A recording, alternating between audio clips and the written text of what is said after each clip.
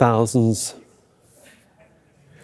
The UN High Commissioner for Refugees is visiting Sudan, where the world's worst humanitarian crisis is unfolding. More than 9 million people have been displaced in the 14-month conflict between the army and the paramilitary rapid support forces. Now, the World Food Programme says its trucks are in the Darfur region for only the third time in 2 months. The convoys are rushing to get food supplies to 160,000 people ahead of the start of the rainy season. The UN says a third of Sudan's population, that's nearly 18 million people, are starving. Leni Kinzli is the head of communications for the World Food Programme in Sudan. She joins us now from Nairobi. Good to have you with us, Ms. Kinzli. It's a remote and landlocked area of Sudan we're talking about in terms of getting to Darfur. How relieved are you for the moment that you've managed to get some aid into what is a war-ravaged area? This is absolutely critical to save lives of the hundreds of thousands of vulnerable populations there that are bearing the brunt of this conflict, that are struggling to survive when we're already seeing widespread malnutrition and reports of people dying of starvation. And this is so critical to save lives. But much more needs to be done. We need to continue this. We need to have this unfettered access so that we can help all those who urgently need it right now. How difficult has that journey been for those aid trucks? It's quite a long journey. In fact, over different countries, the assistance comes in through Chad, and then from there it goes into the different and very remote and hard to reach areas in Darfur.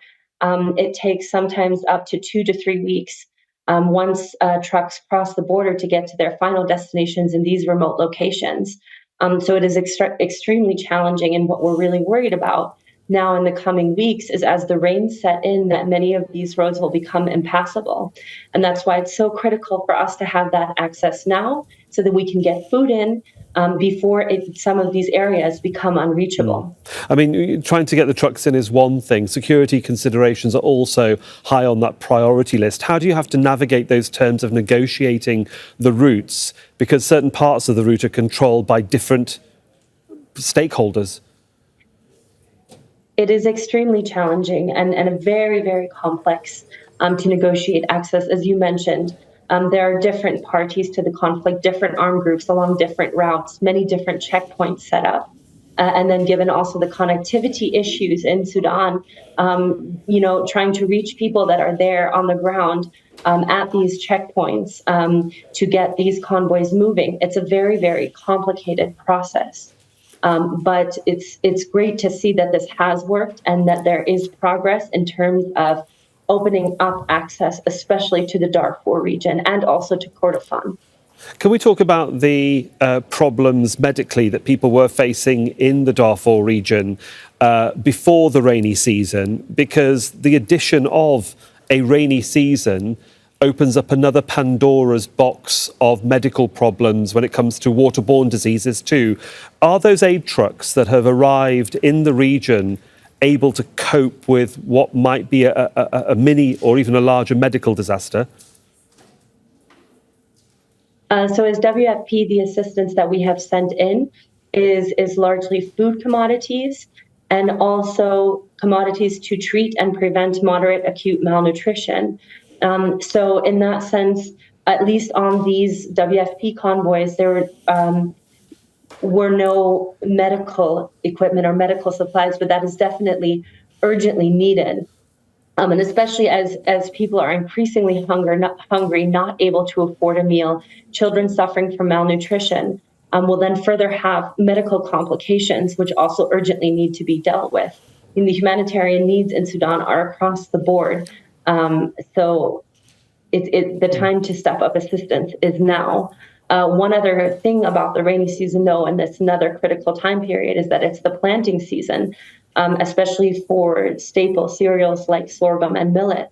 So it's also critical that this rainy season is also used for planting to reduce some of the longer-term effects and ensure that there is enough crop production to reduce and mitigate the hunger crisis. I suppose people need at least a safe environment to be able to produce crops as well when we are talking about a conflict zone. In terms of having got these trucks in, how do you now plan the next cycle? What is the timeline for you to, as I'm sure you have been planning the next convoy to go in, but it takes time, doesn't it? So at what stage are you at now before the next convoy goes in? It does take time, but in our planning, we have looked in advance to make sure that they're coming in one right after another and also going to different hard-to-reach locations. So, for example, right now, we already have trucks at the Chad-Tina border. And the convoy is still coming together, but there are already trucks there on the border waiting to cross.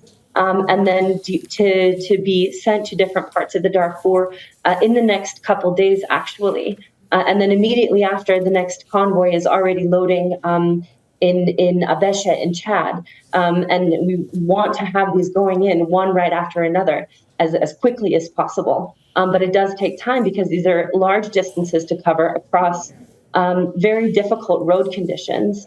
And so the urgency is there, and we're doing the best that we can in this operational environment to get food and trucks of food moving to people and where they need it the most. It's been good to speak to you, certainly to get ahead of exactly what's going on and how you're getting aid into the region.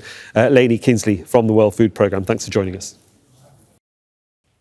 Make sure to subscribe to our channel to get the latest news from Al Jazeera.